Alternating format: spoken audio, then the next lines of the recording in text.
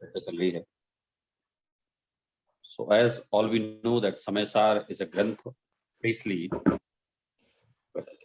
from Atma to Paramatma. We can say that it is one of the Granth in universe which clearly reveals about ourselves, not ourselves, about myself. And it tells that you are only a person, you are whole soul responsible for all those things which are happening in your life. It means if you are Purusharth Rahit, if you are unable to know your soul, you will not just attain moksha. And if you are willing to attain moksha, you will have to know yourself. So it is a Granth which reveals the secret that you are just wandering here and there to find the real pleasure. But real pleasure doesn't lie there. It is within you. So as usually in our every class, we talk that Samaysar tells only about myself. He's not talking about others. He's not talking about anything, not worldly affairs, not anything. But he's talking. It is talking about only about myself, and it's a kind of super motivation. It's a kind of secret. It's a motivation which is telling to us that never underestimate yourself. You are having anant virtues, anant gun you are having.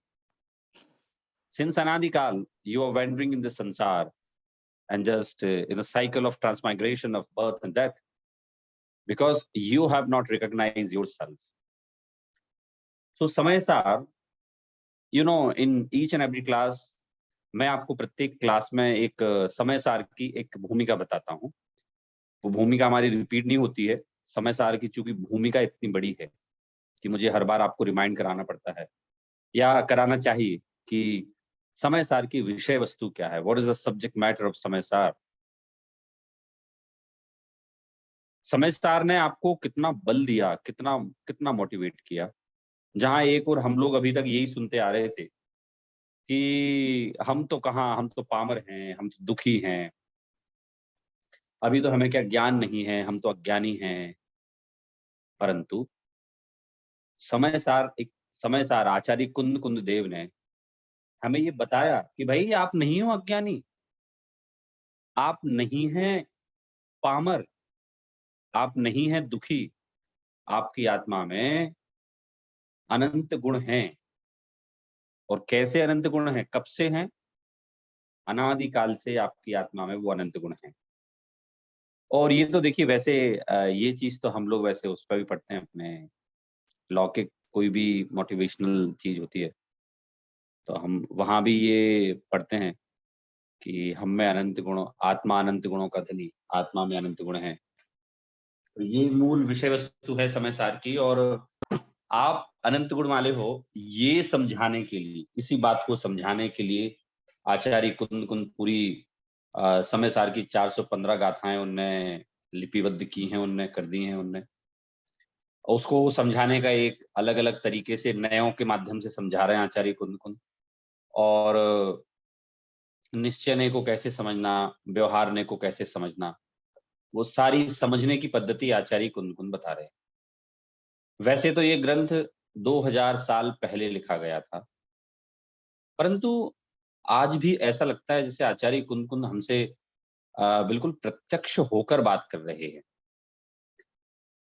जब हमने छठवीं गाथा पढ़ी थी तो छठवीं गाथा में उन्होंने कहा था रणविहोदी अपमत्तो रणपमत्तो जाणगोद जो भावो एवं भणंति शुद्धम मणादो जोसो दुसोचेव। मैं प्रमत्त नहीं, मैं अप्रमत्त नहीं, मैं तो एक ज्ञायक भाव हूं, बस शुद्ध नहीं से मैं एक ज्ञायक भाव हूं। ये वाली बात मैं आप लोगों को सदैव बताता रहता हूं कि इसमें हमें तो खैर ये वाला प्रश्न नहीं होगा, लेकिन सामान्यतया लोगों को ऐसा प्रश्न होता है जो समयसार नहीं पढ़ते हैं। उनको ऐसा प्रश्न होता है कि अच्छा मैं शुद्ध नहीं, अशुद्ध नहीं, मैं तो एक ज्ञायक भाव हूं। इस तरह से बोले आप पहले सही मानव तो बन लीजिए, सही बेटे तो बन लीजिए, सही मनुष्य तो बन लीजिए, फिर आप ये वाली बातें करना। तो वो लोग मूलतः समझते नहीं हैं। उनका ये जो कथन है ये पूरा अज्ञान से भरा हुआ है, इसलिए वो ऐसी बातें करते हैं। फिर हमने इसके समय सार के हमने कलश भी पढ़े। जैसे एक 8 नंबर का कलश था, काफ़ी फ़ेमस था। चिरमिति नवतप्त मुच्छन्न मुन्नीयमानं कनकमिव निमग्नं वर्णमाला कलापे। ये 1 मिनट है ना, 1 मिनट। हाँ सर। हेलो।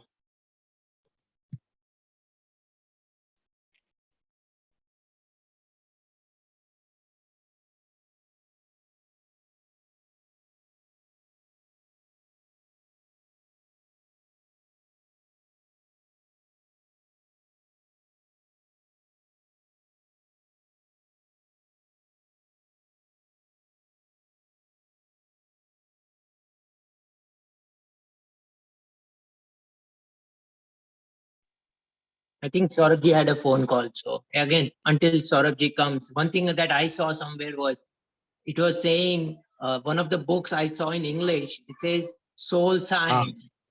हाँ सॉरी। सौरभ जी मैं ये कह रहा था कि मैं एक जगह पढ़ रहा था तो उसमें बुक को भी इंग्लिश ट्रांसलेशन में सोल साइंस बोल रहे समय सार को। हाँ, वो एक प्रोफ़ेसर हैं उदयपुर के, वो यूजुअली यूएस आते रहते हैं। अब तो थोड़े से एज उनकी ज़्यादा हो गई, मैं मिला हुआ हूँ उनसे। तो मेरे ख़्याल से वो अग्रवाल हैं, जैन भी नहीं है शायद। पारसमल अग्रवाल है बुक का। हाँ, पारसमल अग्रवाल, राइट। तो मैं उनसे मिला हूँ, वो बहुत प्रभावित हैं समय सार से, उससे वो पढ़ते हैं रेगुलर, मतलब अग्रवाल लिखते हैं, मूलतः वो जैन हो चुके हैं। राइट। तो उनको इतना अच्छा लगा कि उन्होंने उसको इंग्लिश में भी ट्रांसलेट कर दिया। मतलब साइंस की फ़ील्ड से है वो, फैकल्टी से साइंस की फ़ील्ड से हैं, लेकिन इसमें इन्होंने काफ़ी अच्छा काम किया है, वो सब उनको जानते हैं। तो इसमें कहा कि भई जो अपने कलश थे, कलशों में कहा गया है कि भई जिस तरह से सोने में कोई से भी रूप में देखो आप, सोना मूल रहता है, उसी तरह से आप किसी भी रूप में आत्मा को देखें, किसी भी पर्याय में देखें, परंतु मूल द्रव्य का कभी नाश नहीं होता। मूल द्रव्य सदैव ऐसा ही रहता है, जैसा है, और हमें इस बात का पता बल मिलता है हमें। हमें क्या बल मिलता है? When we know that I was a निगोद, I may be Narak in future, but you know my main content which is called द्रव्य, द्रव्य का कभी नाश नहीं होगा, द्रव्य कभी बदलाव नहीं होगा। Whatever I'm facing, whatever I'm feeling, that is the result of पर्याय, but पर्याय is not permanent, it is temporary।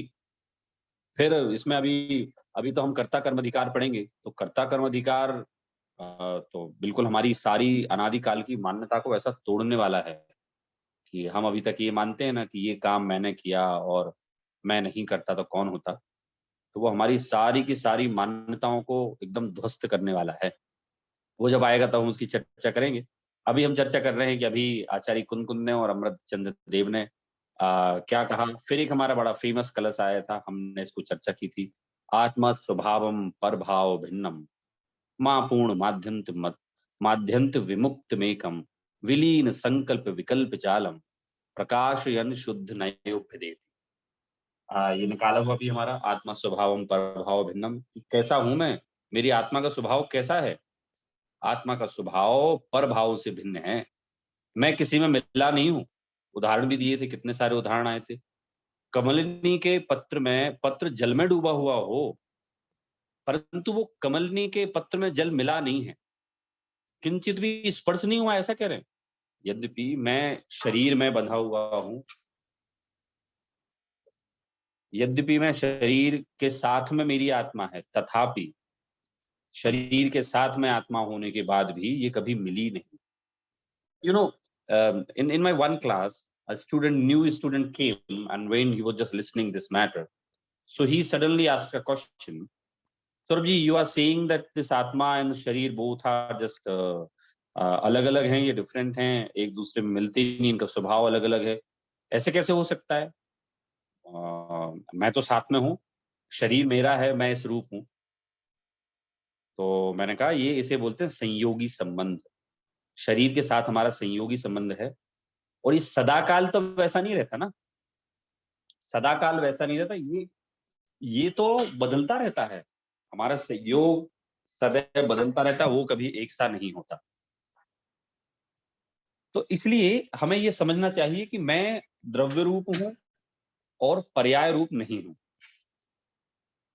अब अगर इस बात को हम ना समझें कि मैं द्रव्य रूप हूं, पर्याय रूप नहीं हूं, तो समस्या कहाँ आती है? अब जैसे ये कलश, हमारी 14 नंबर गाथा भी चल रही है और ये कलश भी चला था हमारा। तो क्या कहा यहाँ कि अगर आप ऐसा नहीं मानते हैं कि आत्मा स्वभावम परभाव भिन्नम, आत्मा का स्वभाव परभाव से भिन्न है, अगर आप ऐसा नहीं मानते हैं तो परभाव आपरूप हो जाएगा। It means if you are considering, you are thinking that atma and atma ka subhav, atma subhav and parvastu, they are not separate but one, it means आपकी मनुष्य पर्याय, it will just remain forever. आप कभी इस पर्याय का नाश कर ही नहीं सकते, आप सदैव आपको इसी पर्याय में रहना पड़ेगा। तो मैंने उसको आंसर दिया, मुझे नहीं पता वो कितना समझा था कितना नहीं, because he was a new student and he asked a question. और विलीन संकल्प विकल्प जालम, जब वो आत्मा का अनुभव होता है तो सारे समस्त संकल्प विकल्प हमारे चले जाते हैं। द्वैत मतलब भेदभाव, कोई कोई भेद नहीं रहता, हमें भासित ही नहीं होता है, और ऐसा शुद्ध नए प्रकाश रूप होता है। तो आखिरी में आचार्य अमरचंद देव ने कह दिया कि भाई ये शुद्ध नए से मैंने आपको बात बताई है, वैसा ही समझना चाहिए। 14 नंबर की गाथा थी हमारी, ये हम लोग पढ़ते हैं एक साथ, पढ़िए सब लोग एक साथ 14 नंबर की गाथा।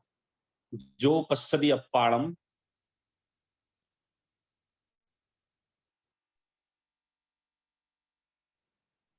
सर मैंने निकाली।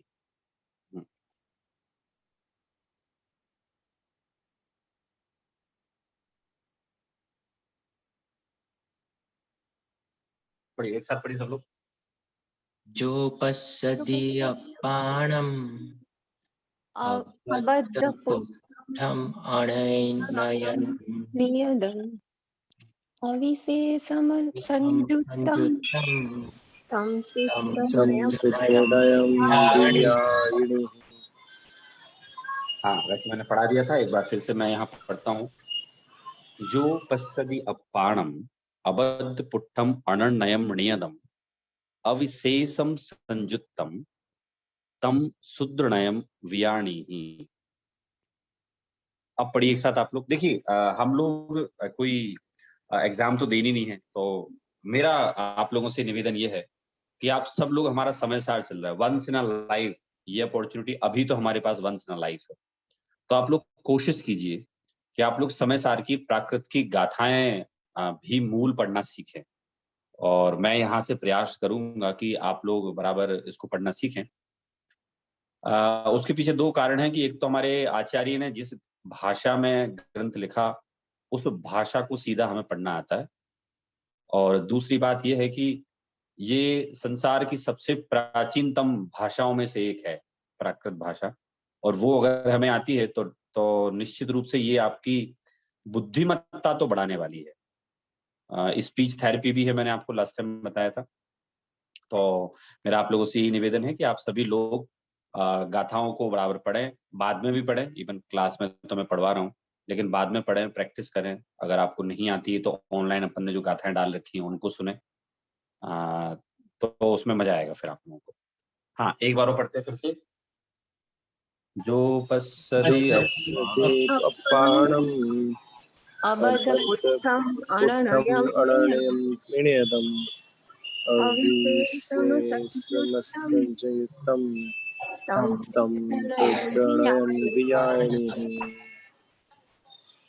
एक मिनट में एक से पूछ लेता हूँ, नहीं तो भीड़ में पता नहीं चलेगा कि कौन पढ़ रहा है कौन नहीं। प्रतीक जी पढ़िए इसको। जी सर जी। जो पश्यति अप्पाणम अबद्धपुट्ठम अनन्यम नियदम अविशेषमज संयुक्तम तम शुद्धनयम वियाणी। एकदम सही, अविशेषम संयुक्तम, आपने एकदम सही पढ़ा। प्रेरित जी आप पढ़िए। हाँ एक मिनट। जो पश्यति अपाणम अबद्ध पुट्ठम अनयम नियदम अविशेष संयुक्तम तम शुद्धयम वियाणि। एकदम सही पढ़ा। आप पढ़िए अर्पित जी। जी। जो पश्यति अपाणम अबद्धपुट्ठम अननयम नियतम अविशेषम संयुक्तम तम शुद्धनयम वियाणिः। गुड, बढ़िया। विजल जी आप पढ़िए। जो पश्यति अपाणम् अबधपुच्छम् अननयं नियदम् अविशेषम संयुक्तं तं शुद्धनयं वियाणिः। गुड, बहुत बढ़िया। कुंदन जी आप पढ़िए। पश्यति अपाणम् अबद्धपुट्ठम् अननयम् नियदम् अविशेषं संयुक्तं तम शुद्धनयं विहाणिः। हाँ, देखिए मैं एक आप लोगों को शब्द सिखा रहा हूँ, मतलब मैं कोशिश करूंगा कि आप लोगों को धीरे-धीरे मैं अपनी जिनवाणी की शब्दावली से भी परिचित करूं और कुछ भाषाओं से भाषा की थोड़ी-सी बारीकी मैं आपको बताऊं। जैसे किसी ने अच्छी गाथा पढ़ी, अब आप लोगों ने अच्छी गाथा पढ़ी, तो उसको कहने के 2 तरीके हैं। आप लोगों ने बहुत अच्छी गाथा पढ़ी, कमाल की पढ़ी, एकदम स्पष्ट उच्चारण पढ़ा, ये थोड़ा-सा डिटेल हो गया। संस्कृत एक ऐसी भाषा है जो कि अपनी संक्षेप में बहुत गूढ़ अर्थ छुपाए हुए उसके लिए जानी जाती है। तो इसके लिए एक शब्द आता है, मतलब अगर आप साहित्यिक हिंदी देखेंगे तो उसमें भी आता है और मेन संस्कृत का शब्द है ये। उसे बोलते हैं साधो, साधु। साधु मतलब ये मुनिराज नहीं हुए यहाँ। जैसे आपने बोला गाथा पढ़ दी आपने और मुझे बोलना है बहुत अच्छा, वेल डन, गुड, तो इसको बोलेंगे हम लोग साधु। साधु का मतलब आपने बहुत अच्छा पढ़ा। तो ये साधु का मेरे ख्याल से आपको अर्थ समझ में आया होगा। समय सार में भी साधु शब्द के कई अर्थ निकलेंगे। मुनराज भी निकलते हैं, साधु का अर्थ सम्यदृष्टि भी निकलता है और यहाँ साधु का अर्थ जो है वो बहुत अच्छा। तो ऐसे हमें किस शब्द का कहाँ प्रयोग करना है और कौन सा शब्द कहाँ काम में आएगा, हम उसकी चर्चा अवश्य करेंगे। अब यहाँ कह रहे हैं कि ऊपर जो कलश कहा था, आत्म स्वभावम परभाव भिन्नम, तो आचार्य अमृतचंद ने कहा कि शुद्ध नय से मैं किसी भी पदार्थ से मिला हुआ नहीं हूं। मैं पूर्ण हूं, मैं तो सदाकाल मुक्त हूं, मैं पूर्ण हूं, सदाकाल मुक्त हूं, किसी ने मुझ में प्रवेश किया ही नहीं है। अच्छा, मैं किसी से उत्पन्न भी नहीं होता और मेरा किसी से विनाश भी नहीं होता। मैं तो सारे द्वैत भावों से रहित हूं। द्वैत भाव क्या होता है? दोपना। मैं शरीर हूं, आत्मा हूं, ये दोपना। मैं तो सारे द्वैत भावों से रहित हूं। विलीन संकल्प विकल्प जालम, मैं तो इन सारे के सारे संकल्प विकल्प से रहित हूं। और कैसे रहित हूं? द्रव्य कर्म, भाव कर्म, नौ कर्म, इनकी कल्पना करना संकल्प कहलाता है। मतलब मैं द्रव्य कर्म, भाव कर्म, नौ कर्म आदि पुद्गल द्रव्यों को अपना मानना, अपनी कल्पना करना, उसे बोलते हैं हम संकल्प। और गेयों के भेद से ज्ञान में भेद होना, मतलब मेरे ज्ञान में गेय झलकते हैं या मैं गेयों को जानता हूं, मैं भेद रूप हूं, उस गेयों के भेद रूप वाला हूं, वो विकल्प। मैं तो इससे भी रहित, मैं पर को जानता ही नहीं, जानने का प्रयास ही नहीं करता, करता नहीं। ऐसा शुद्ध नए प्रकाशित करके आपको कह रहा है। ऐसा हमें आचार्य अमृतचंद्र देव ने समझाया कि आत्मा का स्वभाव पर भावों से भिन्न है, ऐसा शुद्ध नए ने कहा है। अब उस कलश को जो लिखा है आचार्य अमृतचंद ने, तो क्यों लिखा है वो? क्योंकि एक 14 नंबर की 14 नंबर की गाथा उनके सामने आई और उनको समझाना था कि जो सामान्य बुद्धि के श्रोतागण हैं, उनको कैसे समझाया जाए। तो इसलिए उनने आत्मा स्वभावम परभाव भिन्नम, उनने ऐसा ये छंद लिखा, कलश लिखा और उसके बाद फिर आचार्य की गाथा प्रारंभ हुई। तो अब हमें समझ में आएगा। तो ये कलश से कुछ अलग नहीं है गाथा। आप यूं समझिए उसी कलश का एक्सटेंशन है ये। हम इस बात को ऐसे भी कह सकते हैं, इस गाथा का एक्सटेंशन वो कलश है। अब क्या कह रहे हैं कि भाई शुद्ध नय क्या कहता है, आत्मा के बारे में क्या कहता है। देखिए पहले ही कह दिया शुद्ध नय, तो यहाँ किसी को ना स्वच्छंद होने की आवश्यकता नहीं है। अच्छा, मैं तो किसी से मिला हुआ नहीं हूँ, अलग हूँ, प्रभाव मुझ में नहीं, मैं किसी का करता नहीं, इसलिए कहा अब शुद्ध नय से आत्मा कैसा है वो तुम जानो। तो कैसा है शुद्ध नय से आत्मा? आत्मा अबद्ध स्पर्श मतलब बंध रहित है। बंध रहित अर्थात पर के स्पर्श से रहित है। आत्मा कैसा है? पर के स्पर्श से रहित है। पर ने आज तक उसे स्पर्श नहीं किया। चलिए मैं आप लोगों से एक प्रश्न पूछता हूँ साधारण सा। हमें क्या ऐसा फील होता है कि कभी हमारी आत्मा ने शरीर को स्पर्श किया या नहीं किया? बताइए। प्रेरित जी बताइए, हमारी आत्मा ने शरीर को कभी स्पर्श किया कि नहीं किया? वैसे संयोग रूप से अगर हम देखें और जो हमारी रोज की भाषा है जिसमें हम बोलते हैं, तो उस तरीके से तो हमने स्पर्श किया, मगर वो दूध और पानी की तरह है, जैसे संयोग रूप साथ रहते हैं। परंतु वास्तव में अगर निश्चय से देखा जाए तो वो एक द्रव्य के दूसरे द्रव्य रूप नहीं हुए, तो अपने आप में ही रहे। तो उस अपेक्षा से कह सकते हैं कि वो उसने स्पर्श नहीं किया एक दूसरे को। वेरी गुड, बहुत अच्छा बताया। आखिरी में जो हाफ आंसर दिया हाफ वे में, वो बहुत अच्छा दिया। निश्चय नय की दृष्टि से देखें, और यही आचार्य कह रहे हैं, शुद्ध नय की दृष्टि से देखें तो तुम आत्मा को कैसा जानो कि आत्मा ने कभी भी पर भावों को स्पर्श किया ही नहीं। तो यहाँ आया शुद्ध नय की दृष्टि से देखें तो आत्मा को कभी पर भावों ने स्पर्श ही नहीं किया। तो ये रिमार्केबल है। आगे आने वाली गाथाओं में, अधिकारों में तो आचार्य ये लिखना भी बंद कर देंगे कि हम ये शुद्ध नय से कह रहे हैं। वहां आपको या हमें हमारी बुद्धि से ही अप्लाई करना पड़ेगा। वहां हमें हमारी बुद्धि से ही लगाना पड़ेगा कि यहाँ आचार्य ने शुद्ध नय से कहा है कि मैं बंध से रहित हूँ। अच्छा, और जगह भी पता है, और जगह भी जब आप कोई कोई शास्त्र पढ़ें और कोई मुनिराजों के कोई विद्वानों के प्रवचन सुने, और अगर वहां भी ऐसी बात आ रही है ना कि आत्मा बंध रहित है, पर के स्पर्श से रहित है, तो वहां अगर नयों का प्रयोग नहीं भी हो पाए ना, तो ये हमें ऑटोमेटिक समझ लेना चाहिए। क्योंकि 12वीं गाथा तक तो आचार्य कुंद कुंदा आपको नए समझाते रहे कि भैया मैं आपको जो आगे बात बताने वाला हूँ वो कैसी बताने वाला हूँ। You will have to understand समय सार by using निश्चय and व्यवहार नय, and especially I will talk about only निश्चय नय because this granth has especially written for the purpose to tell you the viewpoint of निश्चय नय. So you will find many scholars and Muniraj talking about शुद्धात्मा. शुद्धात्मा it doesn't mean कि आप उसको कुछ और तरह मोड़ के ले जाएं। आप वहां बाई डिफॉल्ट लगा लीजिए कि ये शुद्ध नय से बात हो रही है, निश्चय नय से बात हो रही है, यहाँ अपेक्षा है। वैसे ही आचार्य कुंद कुंद देव भी यहाँ अपेक्षा से बात कर रहे हैं, और इसलिए उन्होंने लिख दिया कि शुद्ध नय से तुम ऐसा जानो।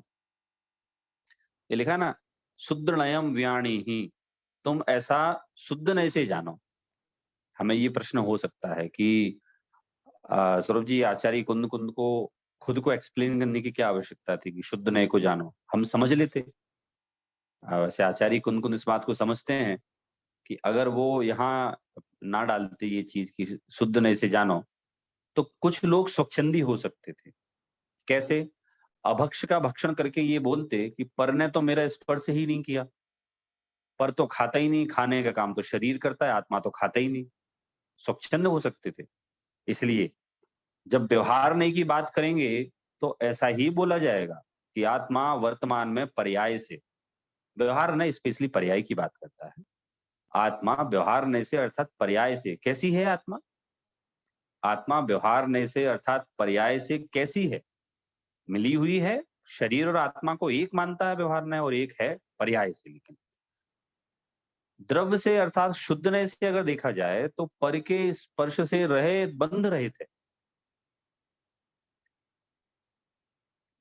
इसीलिए आप लोगों को ये फील होता होगा कि to understand Jinagam is not a cup of tea of everyone, because here you will find many nae, and we will have to be so intelligent that where we have to use this nae and where not.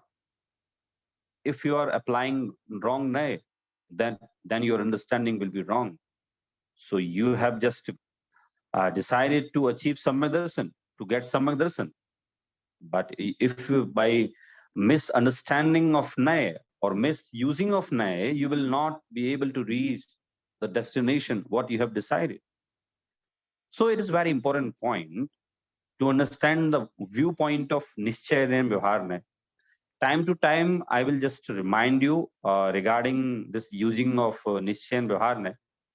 But I know half of our Granth, you will be so habitual that automatically you will understand that Acharya is talking from the view of Nischay, and here he is talking about from the view of Vyavharne. But till then, I will, time to time, I will just remind you regarding use of Nischay and Vyavharne, and Acharya himself is just reminding us that if I am just telling you Atma anvaddh hai, ananya hai, niyat hai, it means मैंने ये जो बातें कही हैं तुम शुद्ध नय से जानो।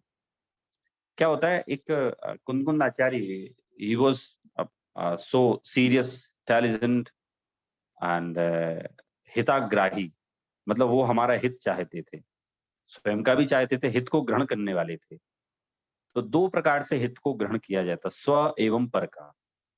वो कल्याण चाहते थे, स्व का और पर का। इसलिए वो उन्होंने ग्रंथ को लिखने में कहीं प्रमाद नहीं रखा, और साथ में ये भी लिखा उन्होंने, चुक्केजम छलम न घेतब्बम, मैं अगर लिखने में कहीं भूल कर दूं तो आप इससे छल ग्रहण मत करना। अच्छा, इससे ये तात्पर्य बिल्कुल भी नहीं है कि आचार्य कुंद से कोई भूल हो सकती है, उनसे तो भूल हो ही नहीं सकती। तो उन्होंने कैसा ऐसा क्यों लिखा? बोले अगर इसका तात्पर्य अगर आपसे समझने में गलती हो जाए तो छल ग्रहण मत करना, क्योंकि उनने तो यहाँ पूरी अपेक्षाएं बताई हैं। इस गाथा में भी अपेक्षा बता रहे हैं, वो शुद्ध नय की अपेक्षा बता रहे हैं कि भाई मैं जो कह रहा हूँ शुद्ध नय से कह रहा हूँ मैं। उनने गाथा में लिखा भी है। क्या है देखिए कि समय सार को पढ़कर स्वच्छंद होने का बड़ा डर रहता है। समय सार पढ़ने में दो प्रकार के डेंजर्स हैं यू विल फेस।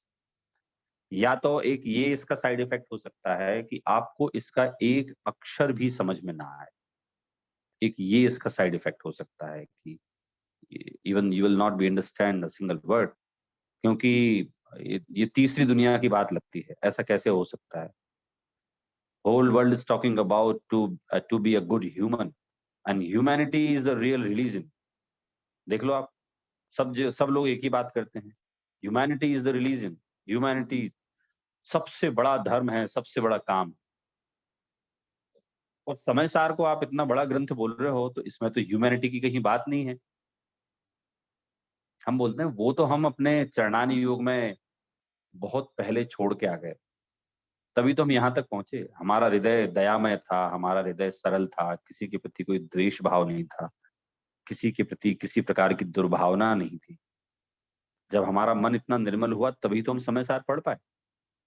तो अगर कोई आपसे ऐसा तर्क करे कि भाई ह्यूमैनिटी की तो बात करता ही नहीं जिनागम, तो करता है ना, वो तो हमारे बेसिक मूल कर्तव्य हैं हमारे। ह्यूमैनिटी जो है वो हमारे मूल कर्तव्य हैं, और हम ह्यूमैनिटी नहीं, हम तो ये कहते हैं हमें तो सारे जीव समान हैं, इसलिए हम चींटी आदि की रक्षा करते हैं। एक बार की मैं आपको बड़ी मजेदार इंसिडेंट सुना रहा हूँ कि एक दुकान पे गया मैं, कोई सामान लेने गया, सायंकाल का समय था। तो आपको तो पता है यहाँ जब एक मिड मौसम होता है ना, जैसे गर्मी और बारिश के बीच का, तो मच्छर बहुत हो जाते हैं इधर। तो वो लिए मच्छर मारे जा रहा। तो मैंने उससे पूछा कि भाई आप क्यों मच्छर मार रहे हो, आप क्या उन्होंने बिगाड़ा, आप जैन हो गए? मैंने कहा हाँ, आपको कैसे पता? बोले मच्छरों को मारने से भी दर्द जैन के अलावा किसी को नहीं हो सकता। तो ये तो दूसरे लोगों को पता है कि भाई आप अगर बात करते हो ह्यूमैनिटी की, तो हम ह्यूमैनिटी नहीं, हम तो बोल रहे हैं जीव दया। मच्छर भी जीव है, आप लोग घर में झाड़ू बुखारी करते हैं, साफ सफाई करते हैं, हम सब ध्यान रखते हैं जीव ना मरे। तो समय सार कल्याण का ग्रंथ है, कोई मानवता सिखाने का ग्रंथ नहीं है, क्योंकि मानवता तो इसका प्राइमरी स्टेज था। मानवता से ज्यादा तो मतलब मानवता तो कभी था ही नहीं, हम तो सारे जीवों को समान बोलते हैं, उसमें मानव भी आ जाते हैं, उसमें मनुष्य गति के जीव भी आ जाते हैं। तो इसमें मानवता वाली तो कोई बात हमारे यहाँ आती ही नहीं है। क्या करें लोग, क्योंकि लोग दे डोंट नो अबाउट कि सब लोग जीव हैं, ये सारे जीव हैं, केवल मनुष्य गति के जीव नहीं है, सारे ही जीव हैं ये। तो वो एक व्यवहार से वहां बात होती है। इसलिए अगर कभी किसी से आपकी बात हो तो समय सार वैसे तो किसी को समझ में आता ही नहीं। I have seen and I have met many persons, आप उनके स्टेटमेंट सुनेंगे ना तो आपको इतने इतने ऊल जलूल स्टेटमेंट लगते हैं, आपको लगेगा कि Saurabh ji what funny funny type of talking, he is just discussing with us, he is saying this, even he is a millionaire, he is having lots of money. तो एक बात मैं आप लोगों को बता चुका हूँ, ये वाली बात कि धन से धन से या लौकिक किसी भी शिक्षा से जिनागम के समझने का कोई संबंध नहीं है। ये हो सकता है कोई बहुत कम पढ़ा लिखा व्यक्ति हो, जिनागम बहुत अच्छा समझ में आए। ये हो सकता है कोई बहुत धनवान व्यक्ति हो, उसे भी समझ में आए। और ये भी हो सकता है कि कोई धनवान व्यक्ति हो और उसे समझ में बिल्कुल ना आए, है ना। क्योंकि समय सार आदि हमारे जो ग्रंथ हैं, ये ग्रंथ पढ़ने के लिए हमें बुद्धि का और भावनाओं का और मूल उसके आचार्य की बात के मर्म को पहचानने की आवश्यकता होती है। तो हम उसी क्रम में 14वीं गाथा में आचार्य ने जो शुद्ध ने से बात कही है, हम उसके मर्म को पहचानने का प्रयास कर रहे हैं कि किस तरह से आत्मा का स्वरूप है। एंड रिमेम्बर वन थिंग, जहां भी यहाँ आए ना आत्मा, है ना, इसमें पहली लाइन में आखिरी शब्द है आत्म को, आत्मा को, जो पश्चदी अप्पाणम, अप्पाणम मतलब आत्मा, है ना। कभी शब्द आए ना अप्पा, अप्पा का मतलब होता है आत्मा। आत्मा की बात जब भी आए, where you will find this word आत्मा, अप्पाणम, it means it is not the atma of Siddh Bhagwan, it is not the atma of Arihant Bhagwan nor Sadhu Bhagwan, but it is the atma individually my atma। तो बोले फिर वो आचार्यों की आत्मा, फिर वो मुनिराजों की आत्मा, वो सम्य दृष्टियों की आत्मा, उनकी आत्मा का क्या होगा।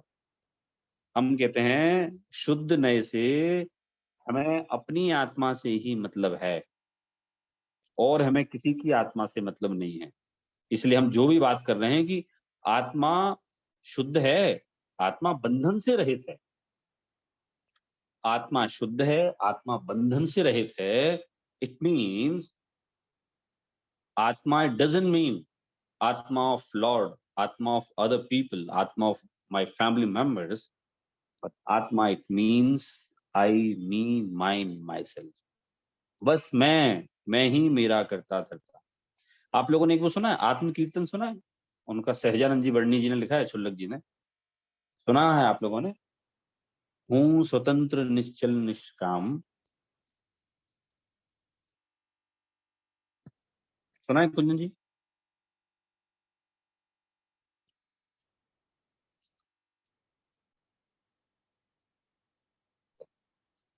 नहीं सौरभ जी। अच्छा नहीं सुना क्या। अरे बहुत बहुत बढ़िया है वो तो।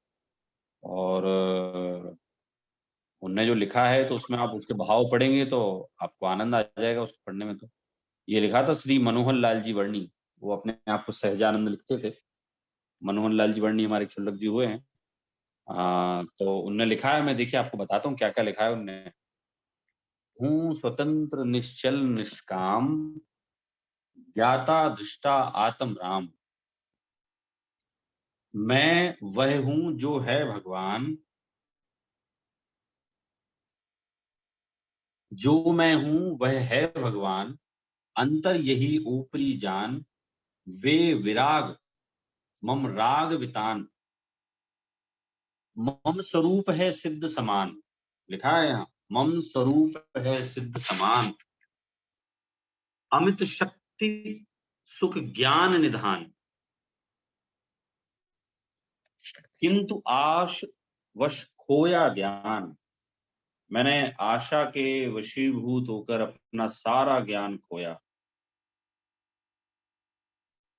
लेकिन मेरा स्वरूप कैसा है? हूं स्वतंत्र निश्चल निष्काम। मैं तो स्वतंत्र हूं। मैंने ग्रुप पे भी दिया है वैसे, अभी आप लोग देखेंगे तो टेक्स्ट दिखेगा आपको। सुख दुख दाता कोई ना आन, मोह राग रुष दुख की खान। कोई सुख दुख का दाता नहीं है, मोह राग द्वेष ही दुख का कारण है। निज को निज पर को पर जान, फिर दुख का नहीं लेश निदान। ये वाली बात यहाँ चल रही है भाई। आप भेद विज्ञान करो बोले, आप निज को निज जानो और पर को पर जानो। आप बात करो भेद विज्ञान की। निज को निज पर को पर जान, फिर दुख का नहीं लेश निदान। होता स्वयं जगत परिणाम, मैं जग का करता क्या काम। दूर हटो पर कृत परिणाम, सहजानंद लखे अभिराम। कि भाई जगत का परिणमन कैसा होता है? स्वतंत्र, सहज, स्वयं। एक एक थोड़ी सी अपन इस पर भी थोड़ी चर्चा करते हैं। अभी आज जैसे क्लास लगी थी यहाँ YGP की, तो वहां चर्चा चली, आपको बता। वहां पूछा अभी किसी ने क्वेश्चन ऐसा कि सर सब कुछ कितना अभी अस्त व्यस्त चल रहा है संसार में। देखिए कोरोना आया था, फिर उसके बाद अभी वो 2 देशों के युद्ध हो रहे हैं और कितनी महंगाई बढ़ रही है, उसके कारण से कितने लोग मारे जा रहे हैं। तो सर ये जब सब चीजें शांत हो जाएंगी तब मैं ऐसा सोचता हूँ कि उसके बाद मैं बहुत अच्छे से पढ़ पाऊंगा। क्योंकि जब मैं यूक्रेन का देखता हूँ, वहाँ कितने लोग मारे जा रहे हैं, रूसी सैनिक भी मर रहे हैं, सब मर रहे हैं। तो एक बार सर ये सब चीजें शांत हो जाए, फिर मैं सोच रहा हूँ कि उसके बाद ही मैं पढ़ूंगा। तो मैंने कहा ऐसा हो ही नहीं सकता। आप पिछले 2000 साल का इतिहास उठाकर देख लीजिए, अभी तो कम युद्ध हो रहे हैं। कम युद्ध हैं ही नहीं, ना के बराबर हैं। 2000 साल में सैकड़ों युद्ध पूरे विश्व में लड़े। एक समय ऐसा था जब जब इटली का रोमन साम्राज्य पूरे विश्व पर था। रोमन, उनसे कोई जीत नहीं सकता था, उनको अजेय बोलते थे, अजेय हैं। No one can defeat them. उनका साम्राज्य खत्म हुआ, समाप्त हुआ। भारत में मुगल का शासन आया, 400 साल, इट लास्टेड फॉर 400 इयर्स। अंग्रेजों का आया, सबका शासन खत्म हुआ ना। तो मैंने कहा आपको जो व्यवस्था अभी अव्यवस्थित दिखाई दे रही है, वो व्यवस्था पूर्णतः व्यवस्थित है। और सहजानंद जी वर्णी जी ने लिख दिया उसमें कि भैया होता सहज स्वयं जगत परिणाम, मैं जग का करता क्या काम। संसार का परिणमन जो होता है वो सहज होता है और ऐसा ही हो रहा है। इसलिए हम लोग समय सार के पाठी जीव हैं, जो कि हम इस बात को पढ़ रहे हैं कि मेरी आत्मा जो है वो किसी से बंधी हुई नहीं है। मेरी आत्मा पर के स्पर्श से रहित है, अलग है, कभी मिली नहीं। तो हम जो समय सार के पाठी हैं, विश्व में ऐसे परिदृश्य को देखकर हमें विचलित नहीं होना चाहिए। हाँ, ये अवश्य है कि जब हम किसी की मृत्यु देखते हैं, वो भले ही भारत के किसी सैनिक की हो या रूस की हो या फिर वहां की हो, उसमें हमें आनंद तो नहीं होता, हमें दुख होता है। दुख इस बात का होता है कि देखिए निर्दोष प्राणी मारे जा रहे हैं। कषायों के पीछे, मान की लड़ाई के पीछे निर्दोष प्राणी मारे जा रहे हैं। दुखी हैं लोग। तत्काल विचार आता है क्या करें। अनादिकाल से ऐसे ही चला साहब। अभी अपन भारत में भी देखें, 600 स्टेट्स थी भारत में, 600 राजा थे समझ लो। तो वो 600 के 600 आपस में लड़ा करते थे। मतलब भारतवर्ष में कभी युद्ध बंद हुए ही नहीं। आदिनाथ के काल से लगा लो आप, तो उनके जाने के बाद ही, जब तक कोई तीर्थंकर ना आए। एक राजा दूसरे राज्य पर आक्रमण करता था, दूसरा राज्य उस पर करता था, तीसरा उस पर करता था। तो इस तरह से संसार की व्यवस्था होता स्वयं जगत परिणाम। संसार का जो परिणमन है वो सहज होता है। उसमें हमें बिल्कुल भी किसी प्रकार की चिंता करने की आवश्यकता हमें नहीं। तो फिर किसकी चिंता करें? हम चिंता करें कि मेरी आत्मा कैसी है, मेरा स्वरूप So we have कैसा a है। question. हाँ, So yes, maybe this is a little bit of side question, but somewhat related to the war thing that we mentioned. So I was reading Padam Puran. In Padam Puran ji, the one place it has been mentioned that Shatrughna Ram's brother. He wanted to rule over Mathura, and so it was ruled by some other king at that time. And so when Ram asked him, Shatrugna, which kingdom do you want to rule? And he said Mathura. Ram initially tried to convince him that don't go because the king is too powerful.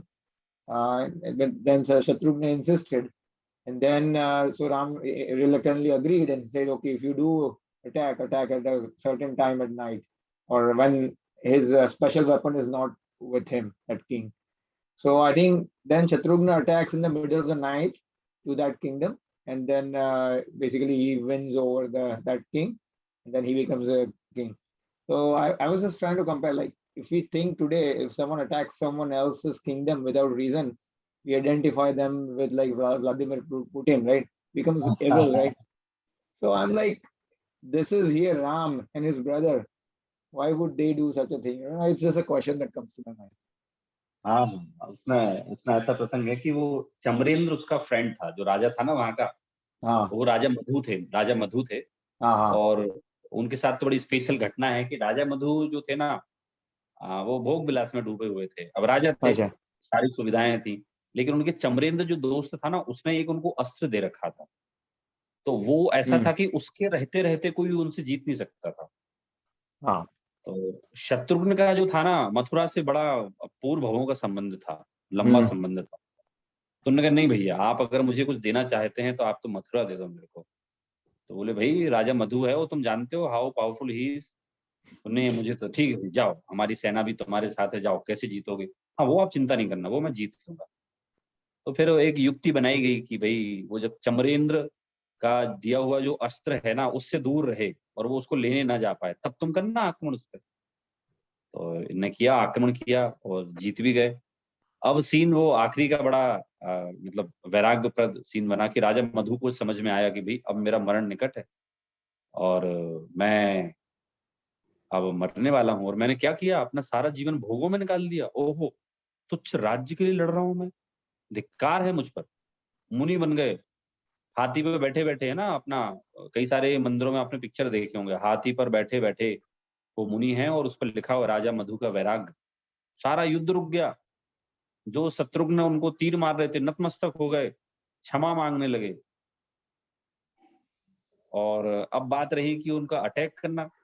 तो पहले ये system में था, देखिए, राज्य expansion, भाई जो शक्तिशाली हो वो राज्य को ले जाए। दूसरा ये भी था कि राज्य अच्छे से चला भी नहीं रहे थे वो। तो बड़ा राजा दूसरे राज्य पे कब्जा इसलिए करता था क्योंकि वो राज्य का संचालन अच्छी तरह से नहीं कर पा रहा है, वहां की प्रजा दुखी हो। तो बड़ा राजा छोटे राजा को इस तरह से टेक ओवर करता था। अभी भी कुछ ऐसा ही हो रहा है, समझ लो। अब अपन ये विश्व की राजनीति क्या चर्चा करें कि भाई रूस जो है वो सही है या यूक्रेन सही है। मैंने तो ये प्रकरण अभी इसलिए लिया था कि हम, ऐसा लगता है संसार में सब कुछ अव्यवस्थित चल रहा है, लेकिन अगर हम राजा राम के समय से भी उठाकर देखते हैं इतिहास, तो ये कहा सही है आपने प्रदेश जी की, वो अकारण उन्होंने आक्रमण कर दिया। लेकिन अब उस समय रूलिंग का ऐसे ही था, उन्होंने कह दिया सब वो राजा अच्छा नहीं है और प्रजा बहुत दुखी है, ध्यान नहीं देता, वो तो भोग विलास में कुछ लगा। राजनीति ऐसी थी उनकी, ऐसा लग रहा है कि राजनीति ऐसी थी, इंपीरियलिस्टिक राजनीति ही थी उस टाइम की। बस टेक ओवर करो, किसी को कुछ चाहिए तो बस। जैसे भरत चक्रवर्ती को भी अभी पिताजी देके गए थे राज्य अपने भाई को, फिर भी टेक ओवर करना था, अपने भाई का राज्य भी टेक ओवर करना था, चाहिए था ही, युद्ध कर दिया भाई के साथ भी। तो कुछ राजनीति ऐसी, राजनीति वैसी थी, टेक ओवर करो, सही। आज के स्टैंडर्ड से देखे तो अच्छी नहीं लगती, बट ऐसी थी, ऐसा लग रहा है। लेकिन देखो, मैंने ये भी सुना है कि वो रात को नहीं, वो ऐसे गए थे जब वो राज्य के बाहर हो और उनका शस्त्र वो ठीक है, रीड के रात को था। नहीं वो रात को नहीं, वो तो एक जस्ट एक बताया रेफरेंस के लिए कि वो उस समय महल से हो बाहर सकता है। बट नॉर्मली क्षत्रियों में क्या होता है, बता के आक्रमण करते हैं, कभी छुप के आक्रमण करना नहीं होता। उस टाइम पे क्षत्रियों में ऐसा नॉर्मली ऐसा होता है कि छुप के आक्रमण करना नहीं होता। उनको युद्ध के मैदान में उनको बोलते हैं, ललकारते हैं, साम सामने करते हैं। अब यहाँ तो उनको ना ललकारा गया ना, एक नीति इस तरीके से बनाई गई तो वो साइलेंट अटैक, कि उनको पता ही नहीं चले, ऐसे गुरिल्ला अटैक का काइंड ऑफ टाइप तरीके से।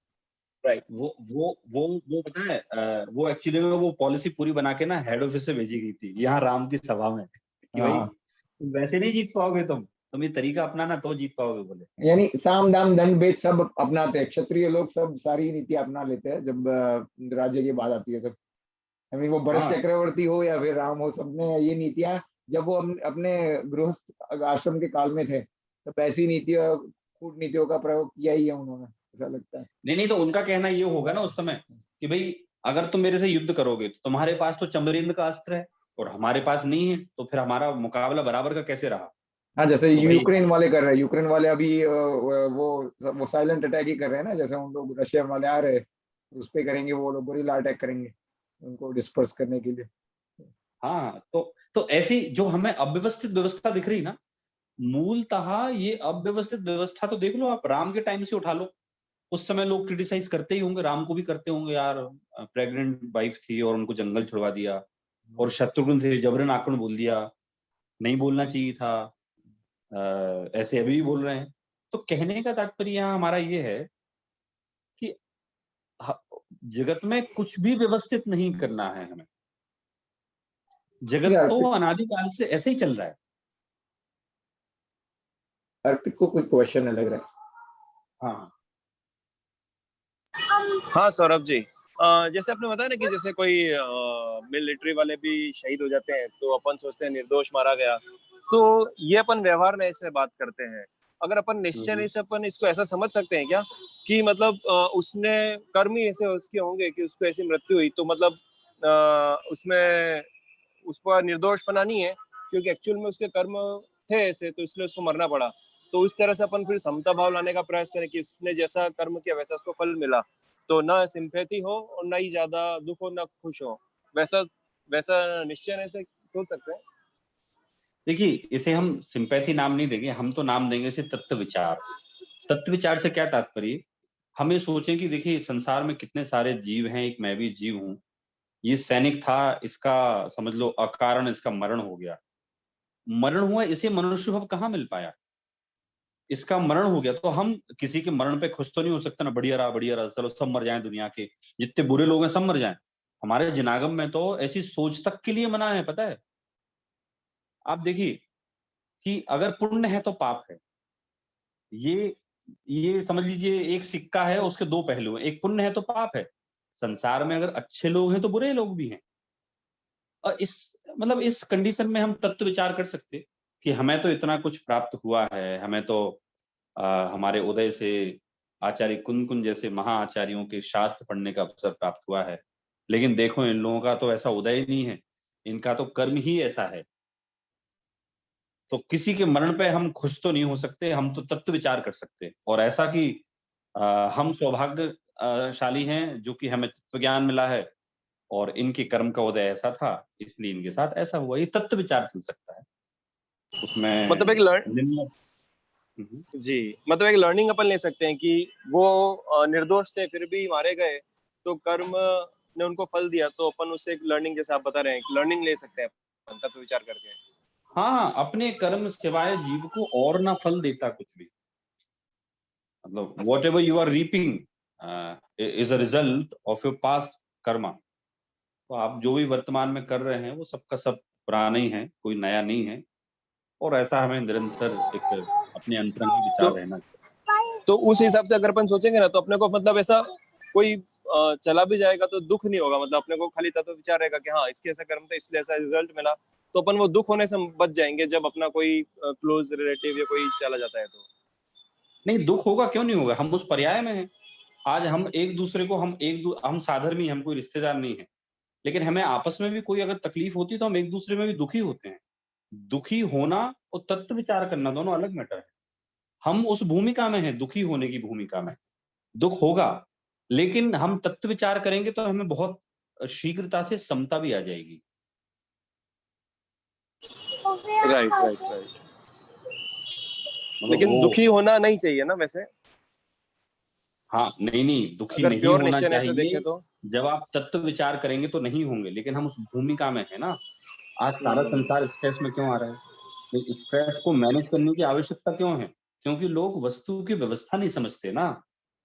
अपने अनुसार चाहते हैं वो सब कुछ, तो वस्तु की व्यवस्था नहीं समझेंगे तो आपको स्ट्रेस आएगा। और बिना तत्व ज्ञान के आप कैसे उसको मैनेज करेंगे, बताइए आप उस वस्तु की व्यवस्था को राइट कैसे मैनेज करेंगे? राइट, मतलब तत्व विचार से अपन उसको बहुत दुख को कम कर सकते हैं, एकदम नेग्लिज, बहुत ही नॉमिनल कर सकते हैं। हाँ, मतलब मेरा ऐसा एक्सपीरियंस भी है, ऑब्जर्वेशन भी है और मानना भी है कि तत्व विचार अगर आप करते रहे, आप जनागम के प्रॉपर जो जैसा कहा है वैसा समझते रहे, तो एक भी स्वाध्यायी कभी किसी भी प्रकार से ना डिप्रेशन का शिकार नहीं हो सकता। और अगर होता दिख रहा है तो मैं ऐसा मानूंगा कि he has not learned properly what our acharyas and Kevali just describe in our grantha. तो ये जो अपनी गाथा चल रही है बहुत अतुलनीय गाथा है। वैसे तो मैं 415 गाथाएं अतुलनीय बोलता हूँ और प्रत्येक गाथा को मैं ऐसा ही बोलूंगा, क्योंकि इस गाथा में क्या कहा जा रहा है, अपाणम, आपकी आत्मा कैसी है, बंध रहित है। अब बोलो कितना बल आया। अरे भाई, जब निश्चय ने से मेरी आत्मा बंध रहित है तो मैं अब बंध का क्या विचार करूं, मैं क्या विचार करूं कि मुझे बंधन से छूटना है। मैं तो बंधन से रहित हूं। साथ में कहा आचार्य ने, स्वच्छंदी मत होना भाई, शुद्ध ने से तुम अपने आप को ऐसा फील करो। जैसे आप लोगों ने कालिदास की स्टोरी सुनी होगी, सुनी आप लोगों ने कालिदास की स्टोरी? कालिदास जो थे ना, नहीं। कालिदास बहुत फेमस कवि थे, बहुत फेमस, मतलब इतने कि अभी तक उन बराबर संस्कृत का विद्वान नहीं हुआ। लेकिन वो बहुत बड़े मूर्ख भी थे, पता है आपको?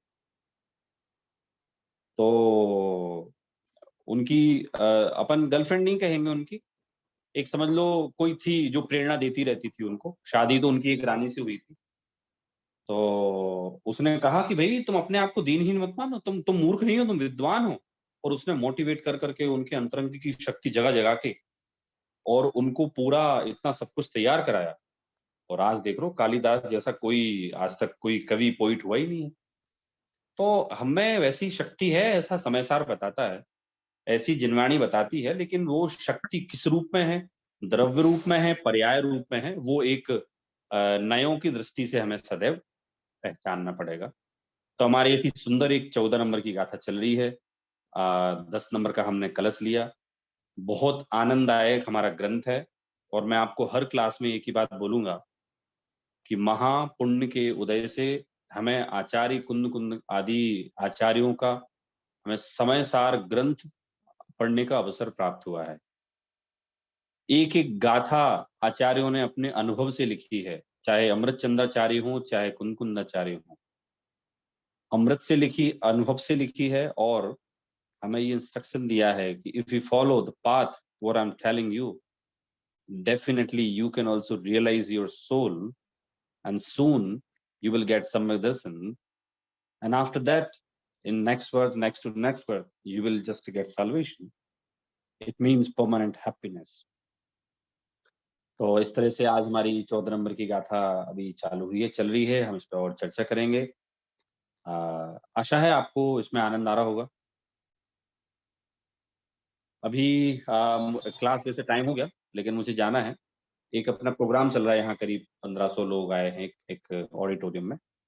तो एक मूवी बनाई थी अपन ने, अपनी YGP से बनाई थी, रितेश जी। तो वो मैं भी YouTube पे अपलोड करूंगा, आप लोग देखना। जैनत्व करके है, शॉर्ट मूवी है 15 मिनट की, जैनत्व स्टोरी ऑफ जैन एथिक्स करके ऐसी है। तो वो अभी चली वहां। और अभी फिर मुझे एक भगवान की दिव्य ध्वनि का एक प्रोग्राम होने वाला है, लाइव दिव्य ध्वनि खिलेगी, तो वो वॉइस ओवर मैं देने वाला हूँ। तो इसलिए मुझे जाना है, 8 बजे का टाइम वैसे। ठीक है और सौरभ जी, हम लोग हम जिनवाणी स्तुति लेते हैं और फिर आप जा हम लोग सकते इसे चर्चा आगे करेंगे। आप लोग खुद पढ़िए ग्रंथ को, है ना। मिलते हैं। निज निधि निज में बताई यह अनंत उपकार है, उसके लिए जनवाणी माँ को वंदना 7 बार है, वंदना 7 बार है। जय जय हिंद सभी जिनेन्द्र। को। थैंक यू सौरभ जी, आपका टाइम देने के लिए। जय जिनेन्द्र। जय जिनेन्द्र सर। जय जय। जय जिनेन्द्र, थैंक यू।